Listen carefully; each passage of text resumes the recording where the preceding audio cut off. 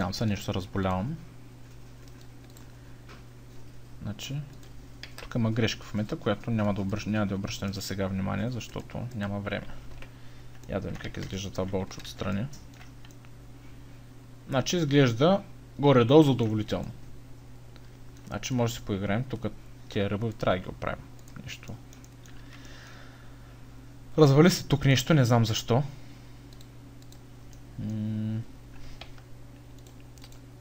Просто ето така ще направим. Нека изключим това да видим какво се случва. Трябваше с този чамфър, който сложихме да се получи добре и тук. Защо се разваля сега? Прецаква цялата система. Седжовите. Ще бутнем чамфърите малко по-нагоре. Значи тук много на нагледния пример може да видите как този едж, който сложихме, управлява сянката на ръба. Много хубаво се вижда тук. Това ще му дадем само че нагоре. Ето и на това така.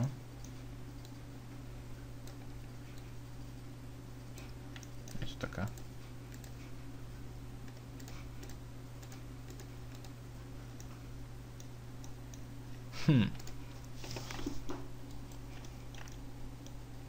Значи това става може би защото не е в средата. Няма представа. Сега ще видим какво ще направим. Сега ще позиционираме това нещо да е точно в средата на сцената. И ще зададем на средния на този пиксел. Аз пък пиксел на този edge да бъде точно и той по средата. Защото има явно има някакво променяне, което за съжаление разваля работата.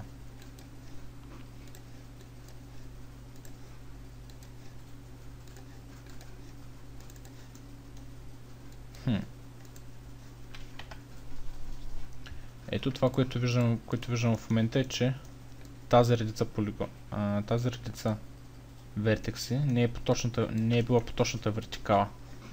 Значи това сега ще му дадем по хикс да се позиционират и да ги центрираме сега, като им дадем симетрия. Това е причината защо не стана с едно кликане копирането.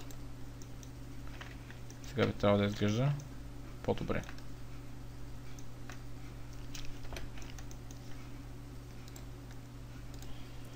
Така, понеже в момента не иска да стане хубаво Mesh Smooth, ще му махна да няма Mesh Smooth. Надявам се, че не се е бъгнал цялото. Ще задам само на ето това, тук да има Mesh Smooth, понеже той е кръгло. И на тези тук ще им задам по-отделно. Първо на това. После на... Всъщност на това няма да е. Трябва да си...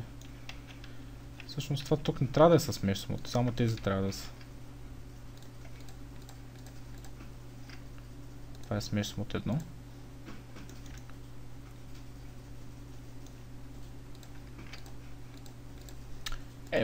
Ето така е добре сега. Няма да наблягаме на повече, защото времето напредва. Така. Да кажем, че имаме готово болчето. Това може да го изтрием. Не сложихме болчето. Ето го къде е. Ще го преместим на eye отпред. И във фронт вюто ще го позиционираме в с scale. Ще го позиционираме там, където трябва. Нека видим сега. Тук да преместим гизмото пак в средата. Да видим размера на болчето, колко трябва да е голямо. Така. Ето така е добре. Така, използвайки left view-то, позиционирам болчето да е точно отпред. Ето така. Сега ако хайднем тези неща, за да не ни пречат, даваме им хайд. И виждаме болчето. Така, сега как да завъртим болчето 4 пъти отстрани. Може да ги копираме, но определено не е добър вариант. Това, което може да направим е да вземем болчето, отново да сейфаме. Вземем болчето и му преместваме пивота да бъде в центъра на този предмет. По По този начин сега, което ще направим, да направим копи. Може да направим копи през 90 градуса и да му зададем 3 копита. И по този начин правим правилното нещо. Ето така.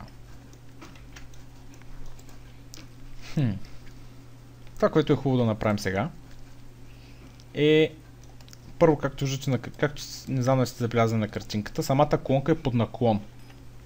Този наклон трябва да е равен с ето този наклон. Ето така. За целта ще го завъртим. И ще го позиционираме. Нека видим пак. Добре се получава. Не знам дали още записвам. Надявам се, че да. Значи ще го направя с по-малък наклон, защото смятам, че естетически ще стои по-добре. Така. Така, това, което следва сега. Първо всичко да го направим сиво, за да не е такава шириня. Когато направим, по принцип, когато се прави нещо сиво, аз всъщност си казвам, че щом е сиво, значи съм свършил работа по него. Задавам на този. Задавам на пивота му да бъде в средата. Да бъде в неговия център. След което му задавам по височина да бъде отдолу. И задавам предмета да отиде в средата. И така в момента имаме готов за сейфане предмет, който след време, ако ни потрябва, може да използваме. Сега ще се опитам да направя същата сцена, без да местя основния предмет, като това нещо му задам така, копи. Давам му instance, за да може, ако слагаме някакви корекции по това, да има корекции по другото. Задаваме ето така. Те са на малко по-завъртяно е. Значи в момента нека не се заиграваме. Ето така. Сега ще направим кабела. Кабелите се правят с сплайн. Защо? Защото има една функция, която прави сплайна в цилиндър, да, като тръба. Нещо, което трябва да направим, просто да направим кабел в момента. Ето така. Просто. Нали? Тук ще завъртим. Всъщност така не стана добре. Така. Тук ще направим едно завойче, да ви покажа как се прави. И завършваме отгоре. Сега ще си направим дизайна да стои добре. Мисля, дизайна е композицията на кабелчетата. Така, на тези му увеличаваме ето така, да изглежда по-реалистично. Нали, част от идеята да стои като истински кабел. Кабелите са по принцип доста плътни и не могат да направят някакви драстични завои, като такива примерно, сами, освен ако не бъдат насилени. Така, нещо, което трябва да се направи, този специалния... Да има една точка, която отива върху другата. Това ще го направим с цел едното да отиде, да може след което да коригираме нещо. Сега ще видите какво ще направим. Отиваме на рендеринг, даваме на viewport и на enable rendering да се кликне. Както виждате, това нещо стана в цилиндърчета. Значи при нас слайсите са 12, ще ги не слайсите, ми трябва ни step, interpolation steps. Ще го направим, 35 е много, 30 първо е добре. Причината, за която сложихме точка тук, е в момента може да я вземем и когато я вдигнем, когато вдигнем точката, както виждате, едното кабелче отива на другото. Може да скъсим тази крива, правилно или да не. Така е. В принцип е хубаво да се сложи още една точка, за да може да стане по-плавна кривата, но няма, както казах, няма да изпадаме в излишни подробности. Понеже сплайна не беше точно нулата, на нулата по височина, цилиндъра се прави около него, както виждате, той пропада малко в земята. Нещо, което трябва да се направи, да се вдигне, да легне на плочата, защото иначе се реже наполовина. След което взимаме тук този сплайн и му задаваме да влезе вътре. Значи този няма да е, ето този ще използваме. ето защото на него сме сложили мек ключ. Ето така. Ще го завъртим. Да е успоредно с предметчето, да бъде в средата. Ще го увеличим малко. Ето така. И в момента го виждате как става. Ще го приберем още навътре.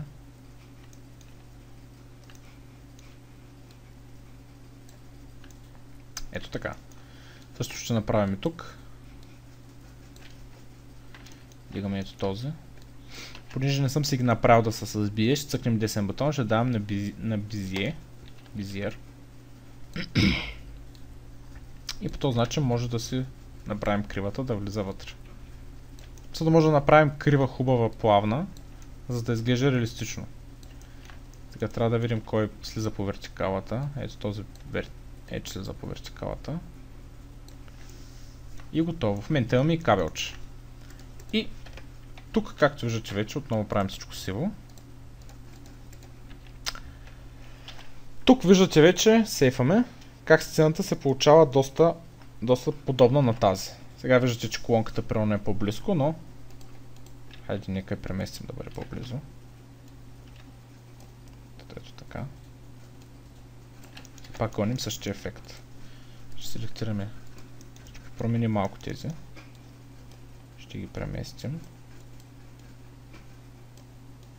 Така. Ще вземем да е средата. И готово. Сега това, което ще направим, е да създадем камера. Много дълъг стана урока, но нека да приключим с него. С осветление и с рендери. Така, натискаме сега Ctrl+C и създаваме камера. Когато натискаме отново перспектив, можем да видим гледната точка на камерата каква е. Нещо, което първо трябва да направим в настройките, когато отидем на Render Setup, да въведем правилната резолюция. Аз ще използвам HDTV и ще го задам на 1280 на 720, което е 16:9 ratio. Така. Тук, за да го виждаме в същата пропорция, трябва да зададем на камера, да зададем на Show Save Frame. И тук се пуска една жълта линия и де факто това е линията, по която ще бъде изрендирана сцената. В момента може да използваме ето тези инструменти, за да го бутнем назад и даваме Save. Така, сега ще направим материалите. Материалите, които предлага да се направят. Отварям материал едитора с M отново. Аз тук вече съм ги направил, но няма да ползвам тях. Ще направим материали. Така. Понеже дефолтския рендер не е много добър в Max, малко повече работа иска, за да се постигнат наистина добри резултати. Не много добри, но сравнително добри. Импортвам, първото, което направих, е да импортна картинката, за да може да използваме цветовете от там. Така, сега вземаме един стандартен предмет, предърпваме се от тук и на Diffuse Color му задаваме оранжево да бъде, каквото е на сцената. След което на Specular представлява цветовете, които се отразяват. Значи, когато го гряваш, когато е абсолютно огледално, нали, стъклено, в момента когато му дигнем Glossiness-а, нека Specular Level да дигне първо и Glossiness-а, в момента виждате, че това нещо, което се отразява, е бяло, но тук то е жълто. Това се оправя с Specular-цата, задаваме ето такова жълто. Такова жълто, каквото на картинката, и в момента ще се опитам тук в тази сферичка да задам подобен Glossiness, какъвто има на снимката, за да може да се приличат максимално много материалите. Може би дифюса трябва да го направя по-тъмен.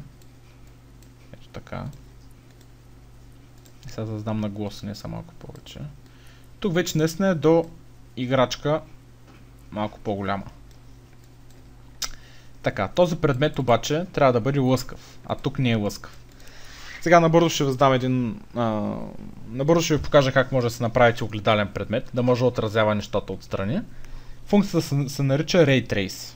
Ray Trace се нарича всичко, че отразява предмета, всичко, което има около него. Сега, Той се намира ето го къде е. Горе в Materials, в Standard Materials имаме Ray Trace. Само че да погледна дали се активираше от там. Всъщност не. Ще го активираме от... Това тук е друго. Ще го направим от Map, защото то де-факто е Map върху самия предмет. В Maps има Ray Trace. Ето го къде е. Кликаме Ray Trace и пускаме. Този Ray Trace го свързваме на дефолтския материал. Го свързваме, тук долу даваме на Maps и задаваме това нещо да го зададем на Reflection. Другия вариант е тук да се зададе на Reflection. Както виждате, то стана огледално. Тези квадратчета отзад ги активирах ето от тук. Те са с цел да създадат изкуствена среда, за да се види какво се отразява. Така, какви проблеми има в момента? Първи проблем, който се вижда, че това е прекалено лъскаво. Значи то не е лъскаво колкото е тук. Не трябва да имаме толкова засилена огледална топка, така се каже. За целта ще използваме Fall Off. Fall Off представлява нещо като блендер система, която може да се скрива, след тази крива, да смеся два цвята. В случая смесва бяло и черно. Виждате, черното е по края, а бялото е отдолу. Ще изключим... Ще го зададем на всъщност не. На нас не трябва това нещо, на нас не трябва отражението да бъде там, където има бяло. За целта ще вземем тук бялото и ще го пуснем тук. Ще зададем на Fall Off да отиде на Reflection. Значи трябва да е обратно явно. Не. Я да видим. Ето така. Значи трябва бялото да е отгоре с предмета и отдолу да е черното с None, да бъде само черно. Защото там, където има черно, няма да има никакво отражение. Там, където има бяло, ще се отразява тази картинка. И се прави ето тази верига. Сега ще го направим. Сега Fall Off ще го превърнем в криви. Ще го преместим нагоре. Ето така. Да се вижда съвсем малка част от него. Хем да има Reflection, хем да не е прекалено много и да не се губи формата. И да няма много лъскаво, защото както виждате на картинката, тук в момента той е снимано в бяла околна среда, в такава каквато ще го снимаме и ние. Но де факто той има леки отражението, тук примерно се вижда кабела и така нататък. Но отражението са леки. Ние се стараем да постигнем същия ефект. За съжаление, дефолтския рендер не може да постигне Blurry Reflection. Тоест това тук да бъде леко размазано. Примерно ако имаме грапова повърхност, а не е чисто огледална. Затова се използват други функции като V-Ray, използва се Mental Ray, iRay и има още доста други системи за рендиране, за правене на материали и осветление. По-добри, нали? Даже самия V-Ray е вдъхновен от създателите на V-Ray са вдъхновили от факта, че това нещо не може да бъде бърнато. Доколкото знам, историята така разказва. Така, с този материал вече сме готови. Обаче, той няма да отразява нищо. Ще е хубаво, ако има някаква околна среда, за да вкараме още реализъм отстрани. Все едно в смисъл тук ще се отрази отстрани само бяло. Няма да има никакъв предмет. За целта аз ще използвам един map. Нека видим къде съм сейфал мапа. Нямам го сейфан мапа. Добре, значи ще го заредим. Забравял съм просто да го сложа в папката ми.